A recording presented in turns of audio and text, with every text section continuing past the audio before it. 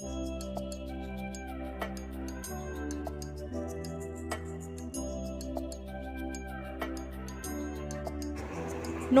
বন্ধুরা, আপনাদের সবাইকে স্বাগত আমার চ্যানেল অনুস কুকিং অ্যান্ড ব্লগ চ্যানেলে। আজ আমি আপনাদের সাথে শেয়ার করব চিকেন কিমা রোল বা চিকেন এগ রোলও বলতে পারেন।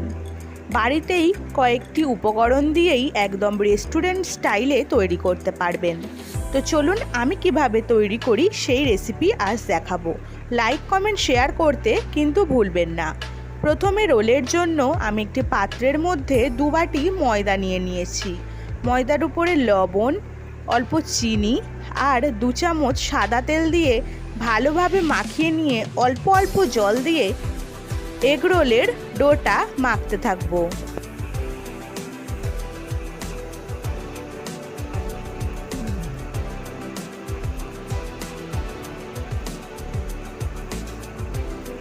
মাখা হয়ে গেছে। উপর থেকে অল্প সাদা তেল দিয়ে আমি ঢাকনা দিয়ে ঢেকে রেখে দিয়েছি প্রায় 30 মিনিট।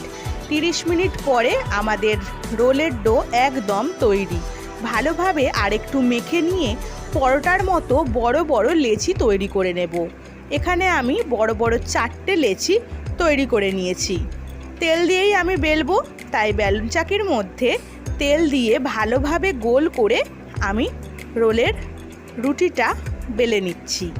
অন্যদিকে কিন্তু আমি তাওয়া বসিয়ে দিয়েছি গরম হওয়ার জন্য। একের পর এক রুটিগুলো আমি আগে বেলে নিলে ভাজতে সুবিধা হবে।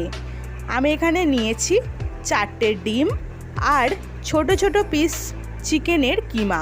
এই চিকেন কিমার রেসিপি যদি আপনারা চান তাহলে কমেন্ট বক্সে আমাকে কমেন্ট করুন। তাওয়া গরম হয়ে গেছে।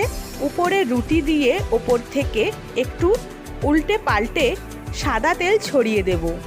এরপর উপর থেকে ভেঙে দিচ্ছি একটা ডিম। অল্প একটু লবণ ছিটিয়ে হাতার সাহায্যে ভালোভাবে রুটির ওপর মাখিয়ে নিয়ে খুন্তি আর হাতার সাহায্যে রোলের রুটিটা উল্টে দেব। এইভাবেই সাদা তেল দিয়ে এপিঠ ওপিঠ ভালোভাবে লালচে লালচে করে রোলের রুটিটা আমি তৈরি করে নিলাম। এইভাবেই সবকটি তৈরি করে নিয়েছি। এরই মধ্যে আমি কয়েকটি ভেজিটেবল কেটে নিয়েছি, শসা, গাজর কুচি, পেঁয়াজ কুচি, কাঁচা লঙ্কা কুচি। এবার রোল তৈরি করার পালা। রুটির মধ্যে নিয়েছি শসা কুচি, গাজর কুচি, পেঁয়াজ কুচি, কাঁচা লঙ্কা কুচি। আপনারা কাঁচা লঙ্কাটা নিজেদের টেস্ট অনুযায়ী দেবেন।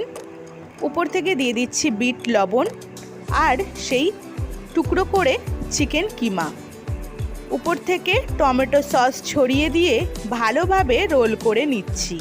নিচে একটা সাদার পেপার একটুকুনি পিছনের দিকটা বাকি রেখে পুরো রোলটা আমি মুড়ে নিয়ে পেছনের দিকটা একটু মুড়ে দিলাম।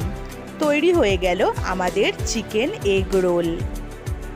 এই রকমভাবেই আমি সবকটি রোল তৈরি করে নেব। তো বন্ধুরা, কেমন লাগলো রেসিপিটি? ভালো লাগলে অবশ্যই লাইক কমেন্ট শেয়ার করে পাশে থাকবেন। আর আমার চ্যানেল যদি নতুন হয়ে থাকেন প্লিজ সাবস্ক্রাইব করে পাশে থাকা বেল বাটনটি বাজিয়ে দেবেন। ভিডিওটি সম্পূর্ণ দেখার জন্য আপনাদের সবাইকে ধন্যবাদ। আজ এই পর্যন্তই।